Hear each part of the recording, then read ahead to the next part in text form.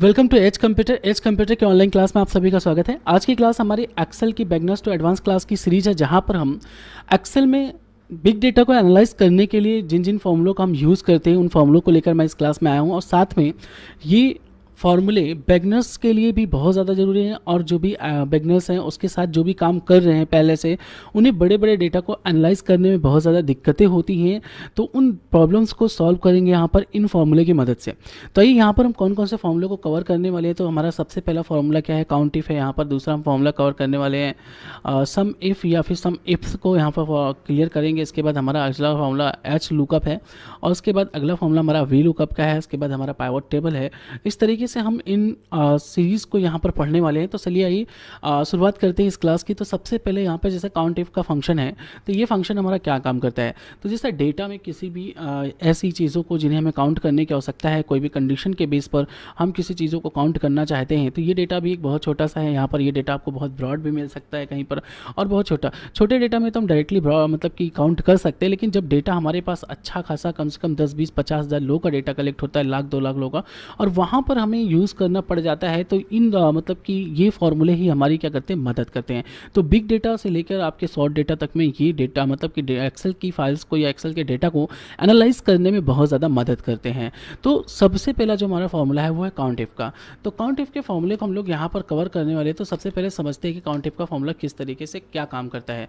तो जैसे count if का जो फंक्शन का जो फॉर्मूला होता है, तो वो फॉर्मूला देखिए यहाँ पर हम यूज़ करने वाले हैं। तो मैंने यहाँ पे कुछ क्वेश्चंस को क्रिएट किया है, और उनके आंसर्स को यहाँ पर हम फाइंड आउट करेंगे। कि जैसे मेरे पास एक क्वेश्चन है, यहाँ पर ये डेटा है हमारा, यहाँ पर नाम दिया हुआ है, और यहाँ पर जेंडर दिया हुआ है, फिर एज दिया हुआ है, कंट्री दिया हुआ है, उनका मैरिटल स्टेटस दिया हुआ है, मैरिड है, सिंगल है, क्या है। तो वो इस हिसाब से यहाँ पर डेटा को क्या है, क्रिएट किया गया है। तो यहाँ पर देखिए क्वेश्चन हमारा है कि what is the number of married individuals in the data set. इस डेटा सेट में ऐसे कितने लोग हैं जो मैरिड हैं। तो मुझे इस डेटा सीट पर फाइंड करना है उन लोगों को जो मैरिड हैं। तो आइए कैसे फाइंड करते हैं और कौन सा फॉर्मूला हम यहाँ पे यूज़ करेंगे। तो यहाँ पर हम यूज़ करने वाले किसका, काउंट इफ का। तो काउंट इफ की मदद से कहीं पर भी अगर कहा जाता है कि मुझे बताइए कि इसमें ऐसे कितने लोग हैं जिन्होंने मतलब शादी की हुई है, जिनकी शादी हो चुकी है, तो उन लोगों को मुझे फाइंड आउट करना है। तो ये इसको हम अलग अलग तरीके से अलग अलग जगहों पर प्रयोग कर सकते हैं। तो सबसे पहले मैं जिस पर भी मुझे इसका मतलब कि रिजल्ट चाहिए, मैं वहाँ पर इस तरीके से क्लिक करता हूँ, और क्लिक करने के बाद यहाँ पर इस तरीके से मैं क्या करता हूँ, देखिए मैं थोड़ा सा छोटा ही रखता हूँ स्क्रीन को ताकि विजिबल रहे सारी चीज़ें। ठीक है, तो यहाँ पर मैं सबसे पहले क्या करता हूँ, फॉर्मूला को टाइप करने के लिए इक्वल लगाता हूँ। मेरा फॉर्मूला क्या है, काउंट इफ। तो काउंट इफ यहाँ पर जैसे ही आता है, मैंने काउंट इफ ले लिया है, और इस तरीके से टैब प्रेस किया या टैब नहीं प्रेस करते हैं तो वैसे भी आप डायरेक्टली ब्रैकेट को लगा सकते हैं। ठीक है, तो यहाँ पर टैब प्रेस करने के बाद फॉर्मूले को लगाया, तो यहाँ पर मुझसे पूछ रहा है रेंज। तो मुझसे यहाँ पर रेंज पूछी जा रही है। तो रेंज क्या है, मतलब कि देखो ये सारे लोग हैं जो मैरिड अनमैरिड हैं। ठीक है, तो यहाँ पर मैं रेंज को पूरा भी दे सकता हूँ। तो यहाँ से मैं रेंज को ले लेता हूँ, यहाँ पर इस तरीके मैंने रेंज दे दी है। और रेंज देने के बाद ये मुझसे पूछा क्राइटेरिया, मतलब मुझे क्या चीज़ इस पर फाइंड आउट करनी है। तो मुझे फाइंड आउट करना है ऐसे कितने लोग हैं यहाँ पर जो मैरिड हैं। ठीक है, तो आप सिंगल कॉलम भी यहाँ पर सेलेक्ट करके इस चीज़ को ढूंढ सकते हैं, या फिर आपने पूरा डेटा को रेंज को लेना है तो रेंज को भी ले सकते हैं। तो मैंने यहाँ पर पूरा सिंगल मतलब पूरा डेटा ही लिया है, और यहाँ पर मुझे फाइंड आउट करना है मैरिड पर्सनस को। तो मैं यहाँ पर स्पेलिंग बहुत करेक्ट टाइप करेंगे। स्पेलिंग इसलिए करेक्ट टाइप करेंगे, अगर स्पेलिंग गलत हुई तो वो आपको रिजल्ट 0 ही देगा। तो यहाँ पर मैंने टाइप किया है क्या, मैरिड। मैरिड टाइप करने के बाद मैं इस तरीके से क्या करता हूँ, ब्रैकेट को क्लोज करके और एंटर करता हूँ। तो जैसे ही मैं एंटर करूँगा, यहाँ पर मुझे पता चलेगा कि इस सीट पर जितने भी लोग हैं उनमें से 6 लोगों की क्या है, शादी हो चुकी है। तो जरा देखते हैं, एक बार काउंट करते हैं क्या ये सही बता रहा है।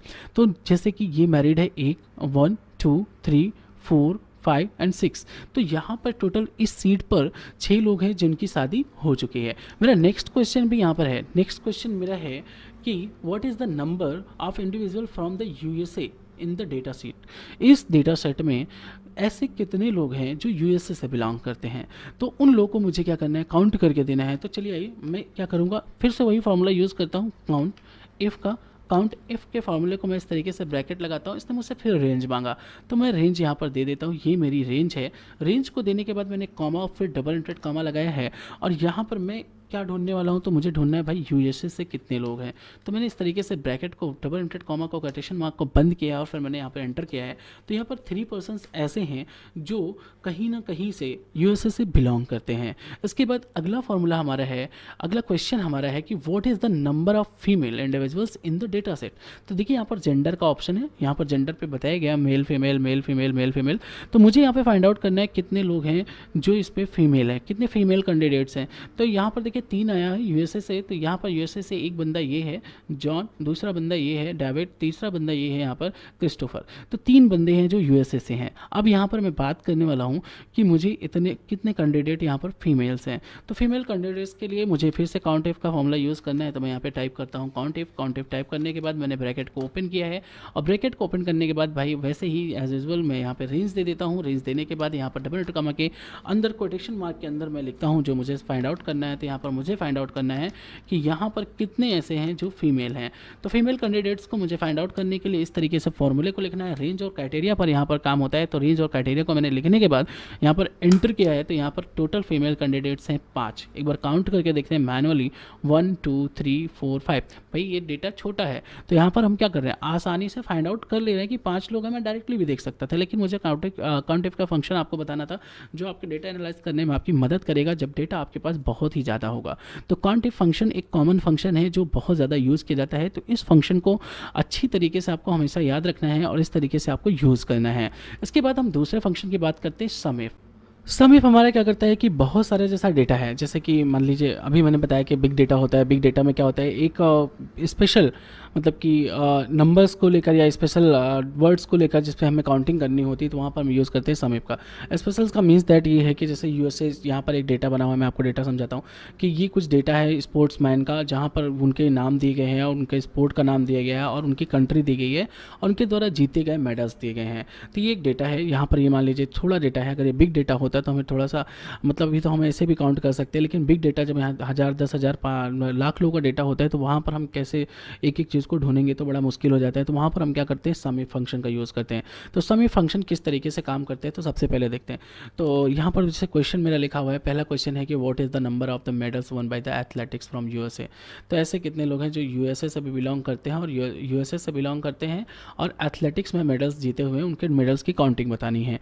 तो भाई देखो ये स्विमिंग है यूएसए है, लेकिन मुझे एथलेटिक्स यूएसए वालों को ढूंढना है। तो एथलेटिक यूएसए ये है, एथलेटिक्स के एक ही आध बंदे हैं, लेकिन मुझे ये डेटा ऐसे नहीं ढूंढ पाऊंगा। ये तो शॉर्ट डेटा है। अगर बिग डेटा होता है तो एनालाइज करने में थोड़ा दिक्कत होती है। तो हम उसको समझ के चलते हैं कि मुझे मेरे पास बिग डेटा है और मुझे ये फाइंड आउट करना है। तो ये मैं क्वेश्चन को लास्ट में सॉल्व करूँ क्योंकि ये सम इफ का नहीं है, सम इफ्स का है। तो हम सबसे पहले सम इफ फंक्शन को समझते हैं। तो सम इफ फंक्शन हमारा कह रहा है कि what is the total number of medal one by the figure skating. यानी फिगर स्केटिंग गेम में ऐसा मतलब कि टोटल मेडल्स आज तक कितने भी वन किए गए हैं। ठीक है, तो जीते गए हैं। तो मैं देखता हूँ यहाँ पर सम इफ फंक्शन को यूज़ करता हूँ। सम इफ इस तरीके से मैं लिखता हूँ। लिखने के बाद यहाँ पर रेंज लेता हूँ। रेंज मेरी क्या है, यहाँ से देखिए ये हमारा कॉलम, ये बात ध्यान देनी है कि मेरा ये जो डेटा है स्केटिंग ये इस कॉलम से स्टार्ट होता है। तो सिलेक्शन मुझे उसी कॉलम से लेना पड़ेगा। अगर मैंने यहाँ से इसको सेलेक्ट किया तो ये काम नहीं करेगा, या फिर मैंने यहाँ से भी सेलेक्ट किया तो ये काम नहीं करेगा। तो इस बात का विशेष ध्यान देंगे। एक बहुत ही ज़्यादा इंपॉर्टेंट पॉइंट है। यहाँ पर बहुत ज़्यादा दिक्कत होती है, लोगों को नहीं समझ में आता। वो लोग जब भी वैल्यू देते हैं तो जीरो आता है। तो उसका कारण ये है कि आप सही एकदम परफेक्ट कॉलम का सबसे पहले परफेक्ट कॉलम से आप क्या करिए, उसकी डेटा की सिलेक्शन रेंज को बनाइए। तो यहाँ पर मेरा जो मतलब कि फिगर स्केटिंग गेम है वो इस कॉलम में है, तो डेटा मुझे यहीं से सेलेक्ट करना है। तो यहाँ पर डेटा सेलेक्ट करता हूँ, मैं कॉमा लगाता हूँ। कॉमा लगाने के बाद इसने मुझसे पूछा है क्राइटेरिया। तो क्राइटेरिया में मुझे क्या लिखना है, फिगर स्केटिंग लिखना है। तो मैं यहाँ पर लिखता हूँ क्या, फिगर स्केटिंग। फिगर स्केटिंग यहाँ पर जो स्पेलिंग है उसी स्पेलिंग के तौर पर हम इसको लिखेंगे। अगर स्पेलिंग भी गलत हो जाएगी तब भी मेरा डेटा फाइंड आउट नहीं होगा, क्योंकि मिसमैच आ जाएगा। तो मिसमैच आने की वजह से डेटा भी फाइंड नहीं होता है। तो यहाँ पर मैं क्या करता हूँ, सम इफ फंक्शंस को लिखने के बाद इस तरीके से अब मुझसे पूछ रहा है रेंज। तो मेरी रेंज क्या है, जहाँ पे मतलब जिसका मुझे सम करना है, तो सम मुझे इसका करना है। तो इस कॉलम को क्या करूँगा, सेलेक्ट करूँगा। सेलेक्ट करने के बाद ब्रैकेट को बंद करूँगा, एंटर करूँगा, मुझे मिल जाता है 5। क्या ऐसा सही है? तो फिगर स्केटिंग जर्मनी के द्वारा 2 यहाँ जीता गया है। फिगर स्केटिंग नॉर्वे के द्वारा यहाँ पर 3 जीता आ गया, तो 3 2 कितना होता है 5। उसके बाद फिगर स्केटिंग यहाँ पर नहीं है, मतलब समीप का फंक्शन प्रॉपर वर्क कर रहा है और यहाँ पर रिपोर्ट सही आई है। इसके बाद हम आगे देखते हैं। मेरा तीसरा क्वेश्चन है, what is the total number of medal is one by the USA and Jamaica. तो देखिए यहाँ पर क्या होता है ना कि ये थोड़ा सा क्या है, थोड़ा सा मतलब है, लेकिन इस फंक्शन को हम समय फंक्शन को ही दूसरे तरीके से भी यूज़ कर सकते हैं। इसमें यहाँ पर इसने मांगा है 2, या तो मैं दोनों को अलग अलग निकालूँ फिर उसके बाद दोनों को ऐड करूँ, तो मैं क्या करता हूँ एक ही फंक्शन को डबल तरीके से कैसे चलाते हैं आज हम ये भी सीख लेते हैं। तो यहाँ पर मैंने लिखा क्या है, समीफ लिखने के बाद ब्रैकेट को इस तरीके से ओपन किया है और रेंज मेरी क्या है। अब देखिए रेंज किस बात की बात कर रहा है, यूएसए की, तो यूएसए यहाँ से स्टार्ट होता है ना कि यहाँ से, ये स्पोर्ट है, कंट्रियाँ हैं, तो कंट्री वाले कॉलम को मुझे इस तरीके से सेलेक्ट करना है। ये बहुत ज़्यादा लोगों के साथ गलती होती है, जैसा मतलब कि मोस्टली बिगनर्स के साथ ये प्रॉब्लम बहुत ज़्यादा आती है, तो भाई बिगनर्स इस बात को समझ के चलेंगे, ठीक है। तो कॉमा लगाते हैं। क्राइटेरिया मेरा क्या है, क्राइटेरिया मेरा है यूएसए को मैं यहाँ पे टाइप करता हूँ इस तरीके से। इसके बाद इसने मुझसे मांगा है रेंज मेरा क्या है, तो भाई सम रेंज मांग रहा है, तो सम रेंज ये है मेरी, यहाँ से मुझे ऐड करना है, ठीक है। तो मैं यहाँ से इसको क्या करता हूँ फिर से दे देता हूँ, कुछ भी एक्स्ट्रा डेटा मैं नहीं देता हूँ, ठीक है। तो यहाँ पर मैंने एंटर किया है, तो यहाँ पर आ गया 67 सिर्फ एक फंक्शन आया है, ठीक है। 67 यूएसए से आया है, लेकिन इसने यूएसए एंड जमैका दोनों की बात किया है, तो अब मुझे जमैका भी इसी में ऐड करना है। तो देखिए यहाँ पर ये होती है क्या, फार्मूला बार, मैंने पहले वीडियो में बताया था, आप वीडियो को देख के सकते हैं। तो फार्मूला बार में ही मैं यहाँ पर एक प्लस लगाकर और इस फार्मूले को अगेन टाइप करता हूँ, कोई भी दिक्कत नहीं होगी, ठीक है, क्योंकि मुझे इसके द्वारा लाइन नंबर्स को ऐड करना है। तो रिजल्ट मेरा ऐड होकर आएगा, तो मैं यहीं पर रेंज दे देता हूँ, तो फिर से मैं यही रेंज को रिपीट करता हूँ और रेंज को रिपीट करने के बाद इस तरीके से कॉमा लगाता हूँ, डबल इंटरेट कॉमा लगाता हूँ। मुझे देना है इस बार जमैका, तो मैं यहाँ पर दे देता हूँ जमैका को देने के बाद यहाँ पर मैं क्या करता हूँ, इसको इस तरीके से क्लोज करता हूँ और फिर मैं देता हूँ सम रेंज मेरी क्या है भाई, तो सम रेंज मेरी ये है, तो सम रेंज को यहाँ पर देता हूँ। रेंज को देने के बाद मैं एंटर करता हूँ, तो देखो यहाँ पर 75 आ रहा है, ठीक है। तो जब आप यूएसए और जमैका के मेडल्स जो विन किए गए हैं उनको काउंट करेंगे तो 75 आएगा, ठीक है। तो यहाँ पर देखिए ये हमारा रिजल्ट है और फार्मूला बार में पूरा हमें फार्मूला दिख रहा है। तो फार्मूला इस तरीके से मैं ज़रूरत पड़ने पर ऐड भी कर सकता हूँ। तो मैंने सम इफ में दोनों को यूज़ किया है। तो यहाँ पर हम यूज़ करने वाले हैं किसका, सम इफ फंक्शन का। देखिए यहाँ पर सम इफ फंक्शन का क्यों यूज़ करेंगे, क्योंकि प्रॉब्लम हमारी ये है कि हमें ऐसे नंबर्स को फाइंड करना है जो एथलेटिक्स भी हो और यूएसए से हो। मैंने इसीलिए छोड़ दिया था क्योंकि मैंने सबसे पहले आपको सम का यूज़ पढ़ा है, सम इफ का। अब हम पढ़ने वाले किसको, सम इफ फंक्शन को। सम इफ फंक्शन क्या करता है, तो देखो यहाँ पर what is the total number of medals one by the athletics from USA, यानी ऐसे लोगों की मुझे तलाश करनी है जो एथलेटिक्स हो और यूएसए से हो, एथलेटिक्स भी हो यूएसए से हो, तो उनके नंबर्स का मुझे टोटल देना है, ठीक है। तो यहाँ पर टोटल्स को कैसे देंगे, तो देखिए यहाँ पर मैं लिखता हूँ क्या, सम इफ फंक्शन को लिखने के बाद रेंज देता हूँ। तो यहाँ पर देखो थोड़ा सा डिफर होगा कि ये सबसे पहले सम रेंज मांगेगा, तो मैं इस तरीके से सम रेंज दे देता हूँ, फिर कॉमा लगाता हूँ। तो इसने मेरे से क्राइटेरिया रेंज 1 मांगा है, तो क्राइटेरिया रेंज 1 ये है। इस रेंज में मुझे तलाश करनी है उन लोगों की जो एथलेटिक्स वाले हों, एथलेटिक्स वाले बंदे की मुझे क्या करनी है, तलाश करनी है। तो मैं एथलेटिक्स यहाँ पे दे दूँगा। इसके बाद मुझे क्राइटेरिया रेंज 2 की बात कर रहा है, यहाँ पर मुझे तलाश करनी है यूएसए की। किसकी तलाश करनी है, यूएसए की। तो मैं यहाँ पर लिख देता हूँ यूएसए लिखने के बाद ब्रैकेट को बंद करता हूँ। तो देखो यहाँ पर सबसे पहले मैंने दिया है रेंज, फिर क्राइटेरिया 1 दिया है, रेंज, फिर क्राइटेरिया रेंज दिया है, क्राइटेरिया 1 दिया है, फिर क्राइटेरिया रेंज 2 दिया है, फिर क्राइटेरिया 2 दिया है यहाँ पर। और इस तरीके से मैं एंटर करता हूँ तो मुझे मिलता है 9 नंबर्स। जरा देखे हैं तो यहाँ पर देखो एथलेटिक्स सिर्फ ये है, लेकिन ये जमैका है, फिर एथलेटिक्स यहाँ पर ये है जो यूएसए है, फिर एथलेटिक्स यूएसए का कोई भी जोड़ नहीं मिल रहा है, ये रशिया है। तो यहाँ पर एथलेटिक्स यूएसए सिर्फ 9 है। तो यहाँ पर देखो इसने क्या किया, 9 काउंट हमें करके दे दिया है, क्योंकि टोटल एक ही फंक्शन एक ही जगह पर है जहाँ पर दोनों एक साथ मिल रहे हैं, एथलेटिक्स और यूएसए। तो वहाँ पर टोटल मुझे 9 मिल रहा है। तो इस 9 को मुझे इस तरीके से ढूंढ कर देना था। तो जब मैंने आपको सम इफ फंक्शंस का इस तरीके से यूज़ करते हैं, तो सम इफ फंक्शंस को जब आप टाइप करने जाते हैं तो सबसे पहले इस चीज़ को समझिए कि यहाँ पर इसने मांगा क्या। तो सबसे पहले सम रेंज मांगी, तब क्राइटेरिया रेंज मांगता है, तब क्राइटेरिया रेंज दिया तो क्राइटेरिया मांगता है, फिर आप क्राइटेरिया रेंज 2, क्राइटेरिया 2, फिर क्राइटेरिया रेंज 3। ये जितना आप बढ़ाते जाएंगे ये बढ़ता जाएगा। आप जितना भी इसमें कंडीशन लगाना है आप लगा लीजिए, रिजल्ट जो आएगा वो कभी भी गलत नहीं आएगा। अगर जितना भी बड़ा बिग डेटा है उसमें हमें इतनी ज़्यादा टेंशन नहीं लेनी है, आराम से सम इफ फंक्शन का यूज़ करना है और आसानी से इसका रिजल्ट ढूंढ सकते हैं। अगला फंक्शन हमारा एच लुकअप है। एच लुकअप देख रहे हैं, समझते हैं सबसे पहले एच लुकअप होता क्या है। तो एच लुकअप क्या होता है, ये देखिए डेटा को हॉरिजॉन्टली डेटा जो लिखा होता है उस पर ये क्या करता है, फाइंड आउट करने का काम करता है। तो देखिए हम लोग मोस्टली क्या करते हैं, जैसे ये डेटा को मैं सबसे पहले समझाता हूँ आपको। तो डेटा जैसे एम्प्लॉय आईडी दिया है, एम्प्लॉय नेम दिया है, department, salary, bonus, total pay. हम डेटा जब भी बनाते हैं मोस्टली क्या होता है 99%, तो ये लोग हम लोग डेटा क्या करते हैं, रो में बनाते हैं। जैसे employee ID, employee name, department, salary, bonus, total pay, हम कुछ इस तरह बनाते हैं। तो वहाँ पर जो डेटा फाइंड आउट करते हैं वो हम एच वी लुकअप के थ्रू करते हैं। लेकिन यहाँ पर डेटा बनाया गया employee ID, name, department, salary, bonus, total pay, यानी एम्प्लॉय का नाम यहाँ पर देखिए रो में दिया गया है। क्या दिया गया, रो में। हम मोस्टली क्या करते थे, तो कॉलम में बनाते थे, यहाँ पर रो में, मतलब इस तरीके से दिया गया है। तो यहाँ पर हम क्या करेंगे, अब मुझे फाइंड आउट करना है कुछ चीज़ें, जैसे इनकी सैलरी भी दी है, यहाँ पर बोनस भी दिया है, टोटल पे भी दिया है, इनका डिपार्टमेंट भी यहाँ पर दिया हुआ है, इनकी एम्प्लॉय आईडी यहाँ पर इस तरीके से दी गई है कॉलम वाइज। तो हम यहाँ पर क्या करने वाले हैं, इसको फाइंड आउट करने वाले हैं। तो मेरा क्वेश्चन है, what is the department of employee ID with one ID 102। ठीक है, तो मैं यहाँ पर क्या करता हूँ, सबसे पहले एक फंक्शन टाइप करता हूँ एच लुकअप। यहाँ पर एच लुकअप का ही यूज़ होगा, क्योंकि डेटा हमारा इस तरीके से बना हुआ है कि हम मतलब कि कॉलम में इस तरीके से बना हुआ है कि हम यहाँ पर एच लुकअप फंक्शन के थ्रू ही फाइंड आउट कर सकते हैं, वी लुकअप के थ्रू नहीं कर सकते। मैं भी जस्ट इसके बाद वी लुकअप भी बताने वाला हूँ, तो वी लुकअप आपको क्लियर हो जाएगा कि किस तरह के डेटा में वी लुकअप काम करेगा, किस तरह के डेटा में एच लुकअप काम करेगा। ठीक है, तो एच लुकअप यहाँ पर सबसे पहले मांग रहा है लुकअप वैल्यू। तो मेरी लुकअप वैल्यू यहाँ पर है, what is the department of employee with ID 102। तो भाई 102 ही मेरी क्या है, लुकअप वैल्यू है। मैं कामा देता हूँ, कॉमा लगाने पर टेबल एरे, तो ये मेरी भाई टेबल है। मैं सीधी सी बात है, इसको टेबल बताता हूँ कि ये टेबल है। टेबल देने के बाद इसने कहा रो इंडेक्स नंबर, यानी जो मुझे फाइंड आउट करना है उसका रो कौन सा है। तो मुझे फाइंड आउट करना है इसका क्या, डिपार्टमेंट। डिपार्टमेंट कितने नंबर पे है, 1 2 3। डिपार्टमेंट है 3 पे। मैं 3 टाइप करता हूँ, कॉमा लिखता हूँ। कॉमा लिखने के बाद यहाँ पर अप्रॉक्स मैक्स के लिए 0, ठीक है, एग्जैक्ट मैक्स के लिए 0, अप्रॉक्स मैक्स के लिए 1। तो मैं यहाँ पर 0 टाइप करता हूँ क्योंकि मुझे एग्जैक्ट मैच चाहिए। इस तरीके से एंटर करता हूँ, तो यहाँ पर देखिए इसका डिपार्टमेंट है क्या, मार्केटिंग। 102 एम्प्लॉय आईडी क्या है, 102 का डिपार्टमेंट क्या है, मार्केटिंग है। 102 डिपार्टमेंट क्या है, मार्केटिंग है। ठीक है, ये डेटा शॉर्ट है, मतलब छोटा डेटा है। अगर आपका बिग डेटा है तो अब इसके बिना आपका काम नहीं होगा। इसी तरीके से इक्वल यहाँ पर मैं टाइप करता हूँ क्या, एच लुकअप फिर से, और फिर मैं क्वेश्चन को एक बार समझता हूँ, what is the total pay of employee with ID 102। Total pay ये है हमारी, टोटल पे मुझे फाइंड आउट करना है 107 के टोटल पे क्या है। तो यहाँ पर मैं क्या करता हूँ, सबसे पहले लुकअप वैल्यू दे देता हूँ। तो लुकअप वैल्यू क्या है, 107 की मुझे क्या है, टेबल एरे देता हूँ। टेबल एरे टोटल ये है मेरी, और उसके बाद कॉमा लगाता हूँ। कॉमा लगाने के बाद रो इंडेक्स नंबर, भाई कौन से रो पर है, टोटल 1 2 3 4 5 6 नंबर पे है। तो मैं यहाँ पर क्या टाइप करता हूँ, 6 टाइप करता हूँ इस तरीके से, और यहाँ पर दे देता हूँ 0 के लिए, क्योंकि मुझे एग्जैक्ट मैच चाहिए, इसलिए मैं यहाँ पर 0 टाइप करता हूँ। और इस तरीके से मैं क्या करूँगा, एंटर करूँगा। तो यहाँ पर 85 आ रहा है। तो ये 107 की जो टोटल पे है कितनी, 8500 रुपये। अगला क्वेश्चन है, what is the salary of employee with ID 105। 105 ID number है एम्प्लॉय की, एम्प्लॉय आईडी है, और उसकी सैलरी कितनी। देखो ये है सैलरी, ये है बोनस, ये है टोटल पे, ठीक है ना।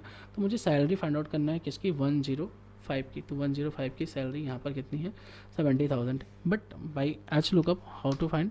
तो देन सबसे पहले हम क्या करेंगे, एच लुकअप को टाइप करते हैं। टाइप करने के बाद यहाँ पर लुकअप वैल्यू मेरी क्या है, 105 है। यहाँ पर मैं टाइप कर देता हूँ 105 टेबल एरे। मैं पूरी टेबल एरे यहाँ पे सेलेक्ट कर देता हूँ, कॉमा, रो इंडेक्स नंबर 1 2 3 4। तो यहाँ पर क्या टाइप करेंगे, 4 कॉमा 0। एग्जैक्ट मैच के लिए मैं यहाँ पे 0 लगाता हूँ। ठीक है, इस तरीके से एंटर करता हूँ। तो यहाँ पर देखो इसके 70,000 सैलरी आ जाती है, एग्जैक्ट आ जाएंगी। फिर मैं एक बार एच लुकअप को लिखता हूँ, मैं आपको समझा देता हूँ कि यहाँ पर देखो भाई लुकअप वैल्यू है, तो जिसके लिए हम वैल्यू ढूंढने जा रहे हैं उसको हम कहते हैं लुकअप वैल्यू। उसके बाद यहाँ पर है टेबल एरे। टेबल एरे जो भी टेबल आपने बनाई है उस टेबल को यहाँ पर आप सेलेक्ट कर देंगे पूरा। इसके बाद आपका रो इंडेक्स नंबर, जो डेटा आप फाइंड करना चाहते हैं वो किस रो में है, ये रो नंबर आप दे देंगे। तो यहाँ पर आसानी से ये फाइंड होकर आ जाता है। ठीक है, तो इस तरीके से हम यहाँ पर एच लुकअप फंक्शन का यूज़ करते हैं। अगर आप चाहें तो मैं एच लुकअप को आपको थोड़ा सा और आसान कर सकता हूँ। मान लो नहीं, वो मैं क्या करता हूँ आपको नेक्स्ट क्लास में पढ़ाता हूँ, ठीक है, क्योंकि ये क्लास भी बहुत वैसे भी बड़ी होने वाली है, तो मैं बहुत ज़्यादा क्लास को बड़ी नहीं करता हूँ। छोटी क्लासेस में इंटरेस्ट ज़्यादा होता है, तो इसलिए मैं थोड़ा सा छोटी क्लासेस को ही मेंटेन करता हूँ। फिर मैं स्पेशली एक बार एच लुकअप और वी लुकअप को स्पेशली एक बार मैं आपको दोनों के डिफरेंस को और अच्छे से समझा दूंगा, तो क्लियर हो जाएगा अगर कोई डाउट बचता है तो। ठीक है, मैं अब आता हूँ कहाँ पर, वी लुकअप के फंक्शन पर। वी लुकअप के फंक्शन में क्या होता है, अब देखो वहाँ पर डेटा और यहाँ के डेटा में अंतर देखो। यहाँ पर name, employee ID, department, salary, bonus यहाँ पर दिया हुआ है, और डेटा कुछ इस तरीके से लिखा गया है। वी लुकअप में क्या हुआ, नेम एज जेंडर ऑक्यूपेशन यानी यहाँ लिखा गया है और डेटा को इस तरीके से मेंटेन किया गया है, वहाँ पर ऐसे मेंटेन किया गया था रो में और यहाँ पर इस तरीके से कॉलम में मेंटेन किया गया है। तो ठीक है, तो यहाँ पर हम क्या करने वाले हैं कि यहाँ पर हमको फाइंड आउट करना है कुछ चीज़ें, जैसे create a V lookup formula to find the occupation of John Doe. ठीक है, जॉन डोई का जो ऑक्यूपेशन है वो मुझे फाइंड आउट करना है। तो यहाँ पर मैं वी लुकअप फंक्शन का यूज़ करने वाला हूँ। तो यहाँ पर मैं इस तरीके से इक्वल लगाता हूँ, लिखता हूँ वी लुकअप। वी लुकअप लिखने के बाद मैं टैब प्रेस करता हूँ, मेरा फॉर्मूला ऑटोमेटिक टाइप हो जाएगा। उसके बाद सबसे पहले ये मुझसे पूछता है कि वी लुकअप की वैल्यू क्या है, लुकअप वैल्यू क्या है। तो देखिए, जब हम कोई नंबर देते हैं तो नंबर को एक्सेल के किसी भी फॉर्मूले में डायरेक्टली डिफाइन कर सकते हैं, लेकिन जब हम कोई नंबर डिफाइन नहीं करते हैं, इसकी जगह पर हम कोई वर्ड्स डिफाइन करते हैं यानी टेक्स्ट को डिफाइन करते हैं, तो टेक्स्ट को डिफाइन करने के लिए हमेशा डबल कोटेशन मार्क के अंदर करते हैं। तो यहाँ पर मुझे जो फाइंड करना है जॉन डोई का ऑक्यूपेशन को मतलब कि फाइंड आउट करना है, तो मैंने इस तरीके से लिखा है जॉन डोई। स्पेलिंग को मैच कराएंगे क्योंकि स्पेलिंग मिस मैच होने पर भी ये नहीं आएगा। जॉन डोई मैंने लिखने के बाद इस तरीके से कॉमा लगाया है। कॉमा लगाने के बाद इसने मुझसे पूछा है टेबल एरे। टेबल एरे मैंने यहाँ पे दे दिया है। टेबल एरे देने के बाद इसने मुझसे पूछा है कि कॉलम इंडेक्स नंबर क्या है, ये नेम एज जेंडर ऑक्यूपेशन, तो 1 2 3 4। तो यहाँ पर मेरा कॉलम इंडेक्स नंबर क्या है, 4 है। उसके बाद फिर मैं एग्जैक्ट मैं इसके लिए यहाँ पर 0 लगा देता हूँ, उसके बाद एंटर करता हूँ। तो देखो जॉन डी यहाँ पर एक एम्प्लॉय का नाम है और उसका मुझे प्रोफेशन पता लाना है। तो मैं जब भी कोई टेक्स्ट को या टेक्स्ट से रिलेटेड कोई डेटा डिफाइन करूँगा तो डबल इनवर्टेड कॉमा यानी कोटेशन मार्क के डबल इनवर्टेड कोटेशन मार्क के अंदर करूँगा। ठीक है, नंबर जब डिफाइन करते हैं तो एज यूजुअल मैंने जैसे पीछे बताया है कि मैं नंबर डायरेक्ट 102 इसके पहले लिख रहा था, एम्प्लॉय आईडी आराम से लिख रहा था और सारी चीज़ें हो रही थी। तो उस तरीके से अगर मैं यहाँ पर देखूँ तो मैं यहाँ पर इंटर जैसे ही करता हूँ तो मेरा डेटा साइंस जो कि जॉन डोई का क्या है, यहाँ पर जॉन डोई का क्या है, ये ऑक्यूपेशन है। तो इस तरीके से जॉन डोई का ऑक्यूपेशन मुझे ढूंढने के लिए मैं आसानी से यहाँ पर वी लुकअप फंक्शन को यूज़ करके देख सकता हूँ। इसके बाद क्वेश्चन नंबर 2 है हमारा, create V lookup formula to find the age of Michaeli. तो माइकली की मुझे एज को फाइंड आउट करना है इस डेटा से। एक प्रकार से ये शॉर्ट डेटा है, अगर बिग डेटा मिलता है तो हम क्या करेंगे, यहाँ पर इक्वल करेंगे। इक्वल करने के बाद हम वी लुकअप के फंक्शंस को लेते हैं इस तरह टैप करके। यहाँ पर वी लुकअप के अंदर फिर जब मैंने बताया कि अगर मैं कोई भी टेक्स्ट को फाइंड करने जा रहा हूँ, टेक्स्ट के लिए कोई वैल्यू फाइंड करने जा रहा हूँ, तो मैं यहाँ पर सबसे पहले इस तरीके से टेक्स्ट को लिखूँगा और टेक्स्ट को लिखने के बाद मैं लगाऊंगा यहाँ पर क्या, कॉमा। अगर नंबर है तो मुझे इन्वर्टेड कॉमा लगाने की नीड नहीं है, जैसे मैंने यहाँ पे इन्वर्टेड कॉमा लगाया है, आप इन्वर्टेड कॉमा लगाने की कोई भी नीड नहीं है, आप इन्वर्टेड कॉमा मत लगाइए। ठीक है, और इसी तरीके से आगे हम क्या करेंगे, अब यहाँ पर आगे कॉमा लगाया है तो कॉमा में मुझे पूछा टेबल एरे, मैं यहाँ पर इस तरीके से टेबल एरे ले लेता हूँ। टेबल एरे को लेने के बाद मैं फिर से क्या करता हूँ, कॉमा लगाता हूँ। यहाँ पर कॉलम इंडेक्स नंबर मांग रहा है, मुझे क्या चाहिए, एज, तो 1 और 2। यहाँ पर कॉलम इंडेक्स नंबर क्या है, 2 है, तो मैं यहाँ पर 2 ले लेता हूँ। फिर एग्जैक्ट मैच के लिए मैं यहाँ पर ले लेता हूँ क्या, 0 लेने के बाद इस तरीके से इसको बंद करते हैं और यहाँ पर एंटर करते हैं। तो आपको देखा माइकली की एज यहाँ पर क्या है, माइकली की एज है 45। तो यहाँ पर मुझे माइकली की क्या मिल जाएगी, एज मिल जाएगी।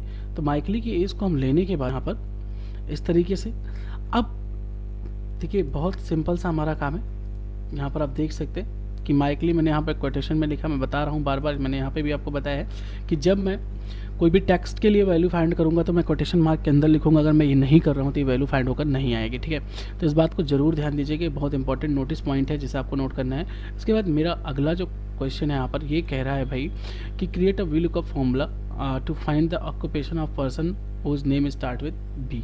ठीक है, तो ऐसे केसेस में हम क्या करेंगे, देखिए ऐसे केसेस में थोड़ा सा चैलेंजिंग है ना, थोड़ा सा चैलेंजिंग है, तो देख लेते हैं ऐसे केसेस में हम क्या करने वाले हैं। तो यहाँ पर हम करने वाले ये हैं कि हम फॉर्मूले को सबसे पहले क्या करें, वी लुकअप को हम लेते हैं।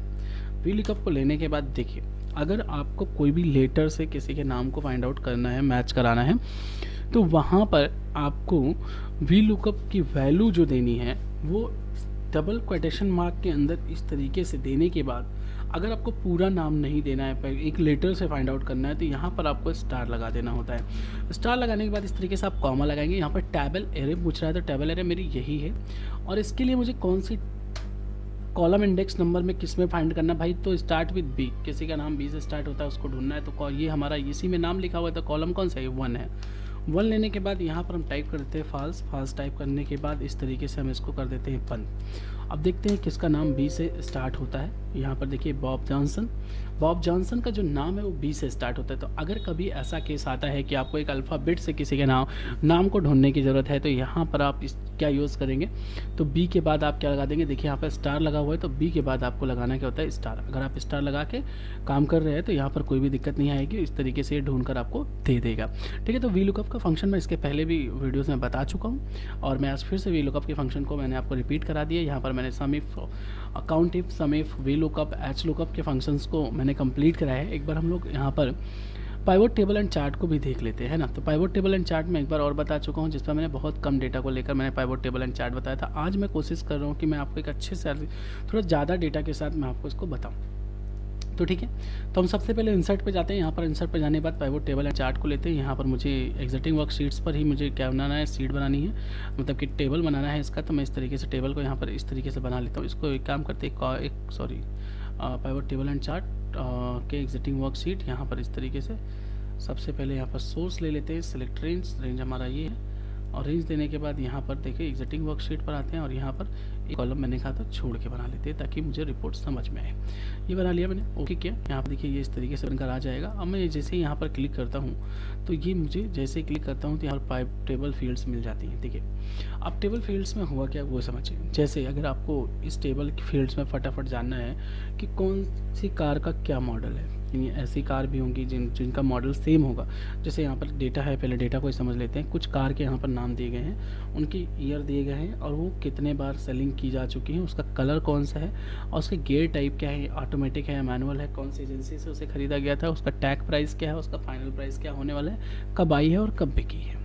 ठीक है, तो मुझे यहाँ पर फाइंड आउट करना है जैसे कि ईयर वाइज मुझे कार ढूंढनी है, किस ईयर में कौन सी कार आई थी। तो मैंने कार लगा लिया, और फिर मैं क्या लगाता हूँ यहाँ पर इस तरीके से ईयर लगाता हूँ। तो देखो यहाँ पर एक प्रॉब्लम आती है, तो मैं सबसे पहले क्या करता हूँ, देखो यहाँ पर ईयर लगाता हूँ। ईयर लगाने के बाद यहाँ पर देखिए यहाँ पर आपका ऐड रो लेबल्स है, तो ईयर लगाने के बाद रो लेबल्स लगाने के बाद इस तरीके से मैं कार लगाता हूँ। ठीक है, अब देखिए आपको कौन सी कार किस सन में आई थी, आपको सारा कुछ दिखाई रहा है। 2015 में कौन कौन सी कार आई थी, हुंडई सोनाटा आई थी, मिनी कूपर आई थी, टोयोटा यारिस आई थी। और 2017 में कौन सी आई थी, तो हुंडई i25, हुंडई सोनाटा और मिनी कूपर आई थी। इसके बाद 2018 में आई है फोर्ड हुंडई i25 और हुंडई सोनाटा। तो इस तरीके से ईयर वाइज हमको ये दिखा रहा है 2015, 16, 15, 17 और 18 की हमारे पास कारें हैं, और इसके अलावा हमारे पास किसी भी ईयर की कारें नहीं हैं। देख लीजिए डेटा में भी ऐसा कुछ नहीं है। अब इसके बाद अगर मुझे कलर वाइज डेटा को यहीं पर मुझे कलर भी देखना हो, या कलर वाइज मुझे किस किस कलर में मेरे पास कार अवेलेबल है, तो मैं सबसे पहले यहाँ पर देखो कलर ले लेता हूँ।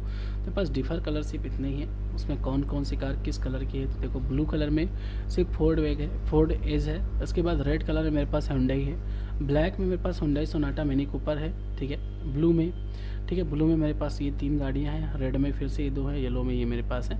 तो ये देखिए इस तरीके से इन्होंने मेंटेन किया कि मतलब पाइवोट इस तरीके से मेंटेन है कि हम आसानी से डेटा को ट्रैक कर सकते हैं। अब जैसे मुझे जानना हो कि मेरे पास कौन कौन सी कारें ऑटोमेटिक है और कौन सी गियर वाली है, तो मैंने यहाँ पे ऑटोमेटिक गियर यहाँ पे 2 है मेरे पास, और फिर मैं कार पे टिक करता हूँ। तो देखो यहाँ पर कार मॉडल है, यहाँ पर देखिए ऑटोमेटिक कारें हैं ये, और ये कौन सी है, मैनुअल कार्स हैं। ठीक है, अब आप कहेंगे कि सर कार तो बहुत ज़्यादा है, तो एक बात समझिए ये कार भी रिपीटेड है। देखिए टोयोटा यारिस यहाँ पर भी है, तो कहीं पर नीचे टोयोटा यारिस होगा, टोयोटा यारिस नहीं है तो मिनी कूपर है, मिनी कूपर देखिए यहाँ पर भी है, मिनी कूपर यहाँ पर भी है, हुंडई i25 यहाँ पर है, हुंडई i25 है। तो इस तरीके से रिपीटेड है, वो इसी हिसाब से ऑटोमेटिक मैनुअल में सिर्फ उन्हीं को रिपीटेड वैल्यू को ये नहीं शो कराएगा।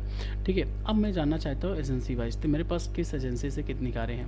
तो मेरे पास केवल 4 एजेंसी हैं जहाँ से मेरी कार आती हैं। तो एक है ये ब्रिंघम में, और एक है लाइपोल में, इसके बाद दूसरी है लंदन में, और तीसरी है कि मैनचेस्टर में। तो ये इस तरीके से जितनी भी मेरे पास कारें हैं उन कार का भी डेटा यहाँ पर बाई एजेंसी वाइज शो हो रहा है ना। तो कहने का मतलब पाइवोट एंड टेबल को जब भी हम बनाते हैं, मैं अलग अलग डेटा में आपको कई बार थोड़ा थोड़ा करके पार्ट में दिखाऊंगा कि पाइवोट एंड टेबल में जब हम डेटा को लेते हैं तो बस एनालाइज करना इतना आसान हो जाता है कि ये समझ लीजिए कि मैं जिस हिसाब से भी अपने डेटा को शो कराना चाहूँ मैं फटाफट अपने डेटा को शो करा सकता हूँ। तो बस इसीलिए लोग पाइवोट टेबल को ज़्यादा लाइक करते हैं कि मैं डेटा को एनालाइज करने के लिए पाइवोट टेबल एंड चार्ट का मैं यूज़ करना चाहता हूँ, जिससे मुझे चीज़ें बहुत आसानी से आ जाए। तो आज की क्लास यहीं पर रोकते हैं, फिर मिलते हैं अगली क्लास में। Thank you.